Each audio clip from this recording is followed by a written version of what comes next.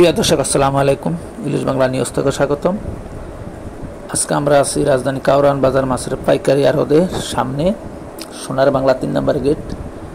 আজকে বেশ কিছু ইলিশ মাছ কারণ বাজারে দেখা যাচ্ছে চাঁদপুর, পদ্মা, মেঘনার।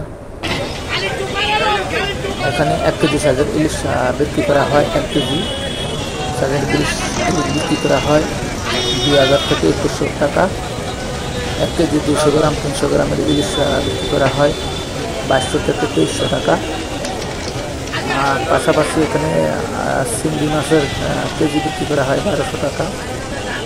আপনাদেরকে বিভিন্ন সাইজের এই যে কাকা বিভিন্ন সাইজের ইলিশ বিক্রি করা হয়। তো বর্তমানে ইলিশ মাছের খুবই চাহিদা, আর অল্প কয়েকদিন আছে ইলিশ মাছের সিজন।